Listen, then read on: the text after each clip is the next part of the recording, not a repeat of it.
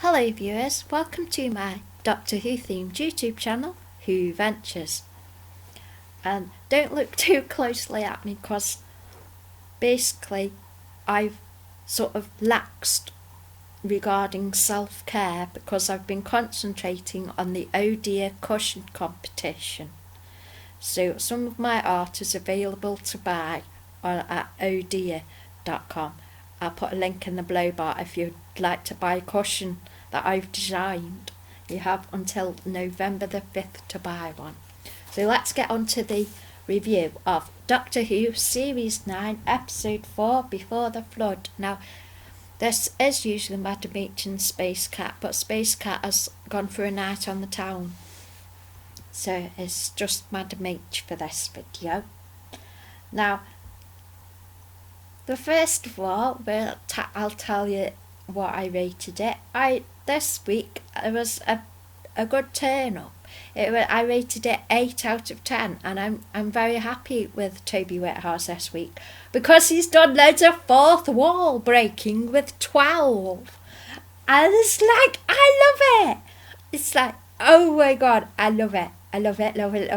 I wish I would watch a whole series of fourth wall breaking of 12 just going round the TARDIS. A whole series of 12's wanders round the TARDIS. It could be on BBC4, and it could be all the secrets of the TARDIS going in every room. And a whole episode could be about the swimming pool. Then we'd have to have a few episodes about the library. And then loads of episodes about all the different bits in the TARDIS, and just 12th Doctor just introducing all the bits of the TARDIS, and happily watch that. I'd happily watch a whole series of just exploring the TARDIS. I loved it! I can't express how much I loved it. I just loved it. I love fourth wall breaking. I know there's going to be some people on Gallifrey Base who say, oh, we're going to hate it.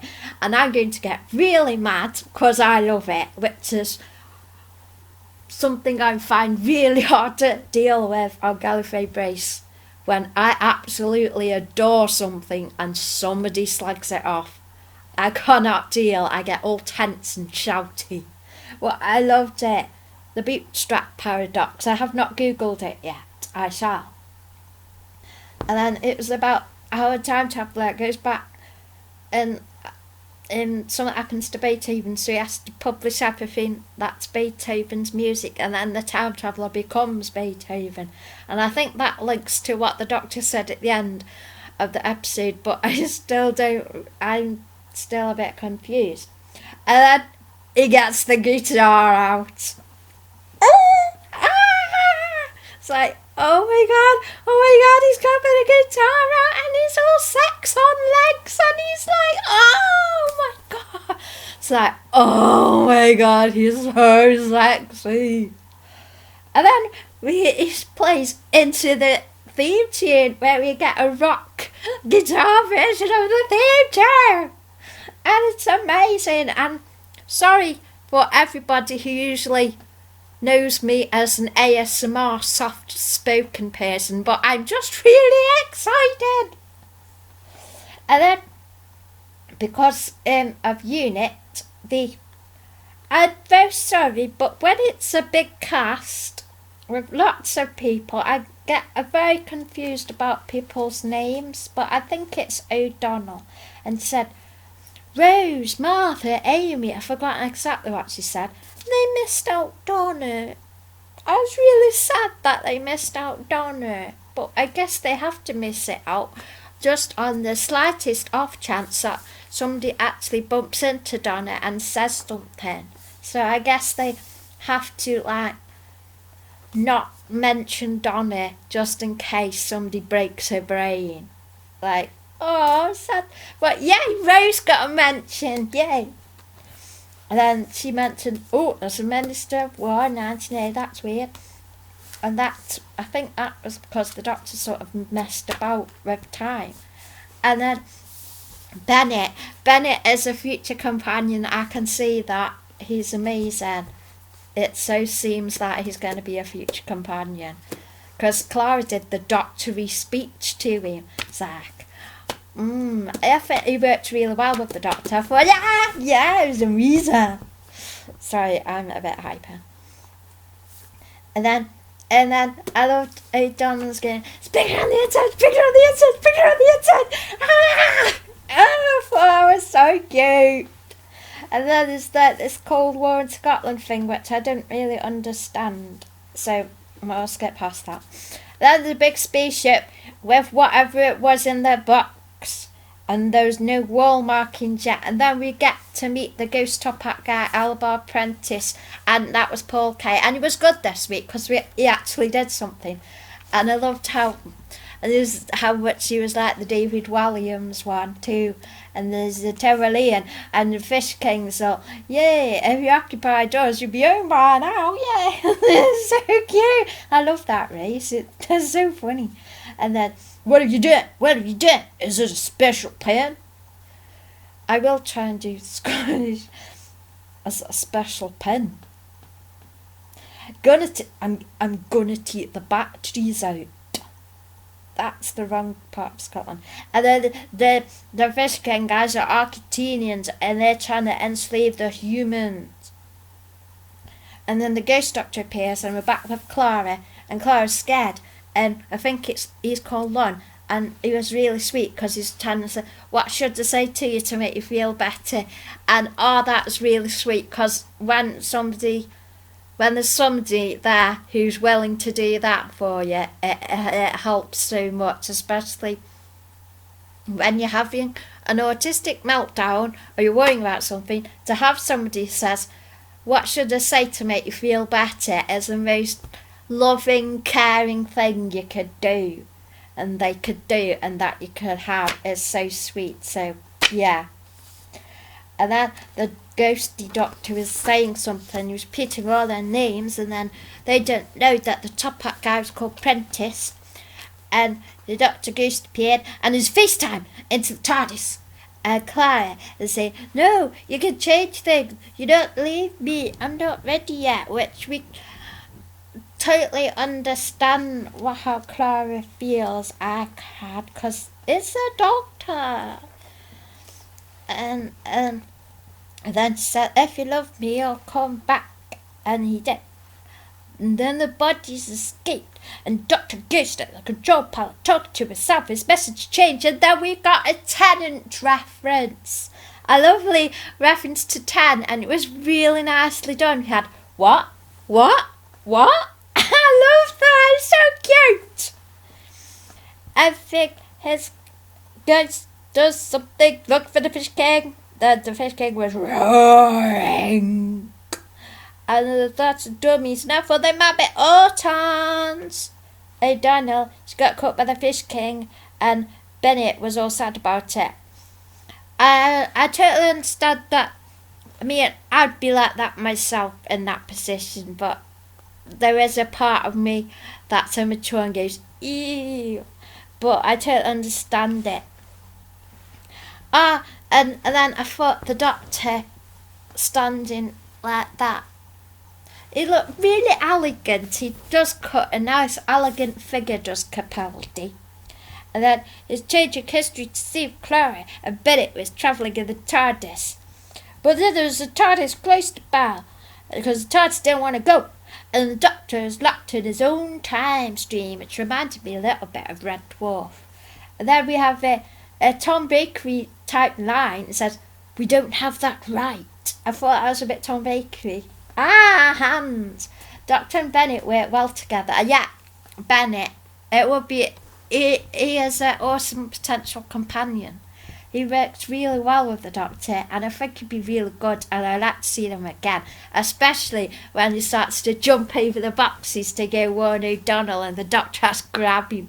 I thought that was funny.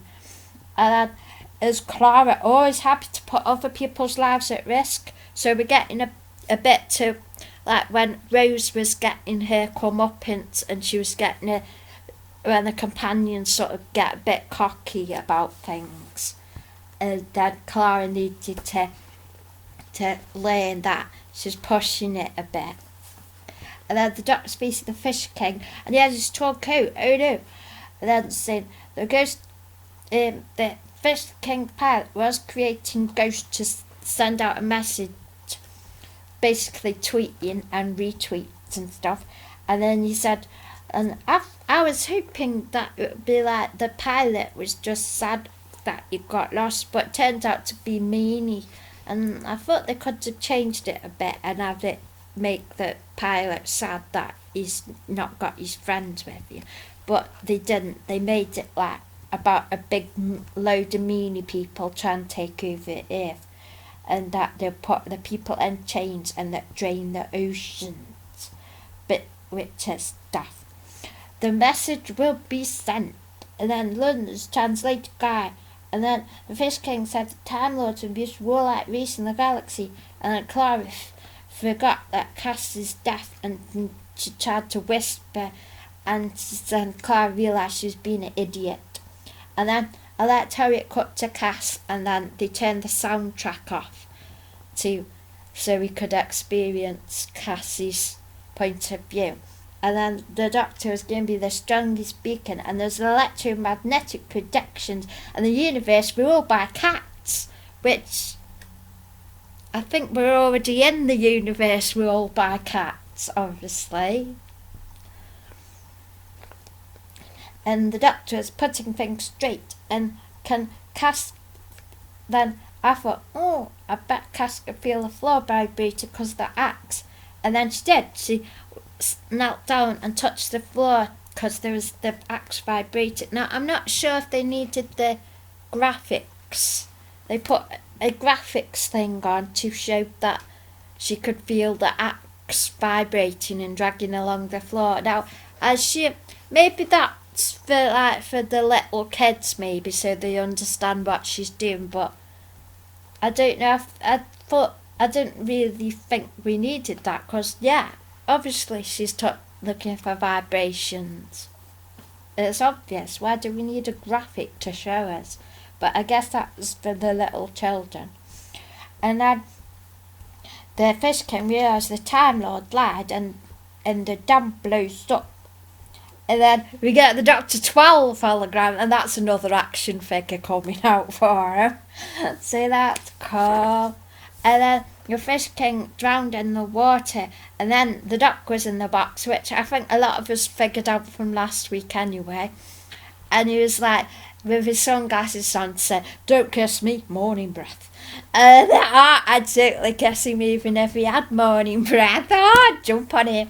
And then Clara is wearing the sonic glasses, and she looked really cute, but she was wearing them because he was taking out the information from them letters, and he's taking out the information from the letters from everybody. And then he was very sensitive to Bennett too. He said, "Oh, I'll do it in a minute." And then Bennett was just so Bennett could have his emotional moment. And then Lon and Cass got together, and part of me went ew, but part of me went, oh, I wish I could have a boyfriend who did that, because that would be so sweet. Or anybody who did that and cuddled me, even Ingrid, because she's hot. Anyway, and then once the Doctor, then we got the Doctor and Clara back in the TARDIS, and the Doctor was saying, explaining, I went back in time, I became part of events, I reverse engineered the narrative, I did this, I did that, and it went completely whoosh, over my head. But I know, and then he did that shrug to the camera, and I loved it. I love Fourth Wall. I love Fourth Wall 12th Doctor. It's amazing. So now I've done this review, I'm going to get started so I can load it on a computer, and then I'm going to go back to do cushion designing.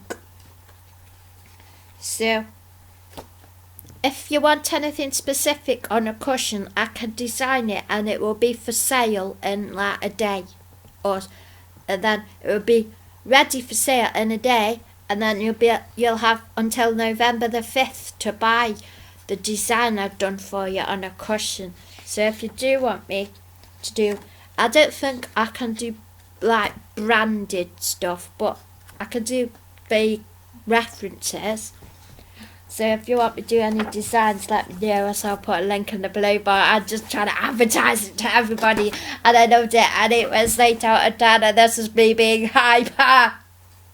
And I gotta have tea, I gotta have food, and I gotta do painting. I want to do painting.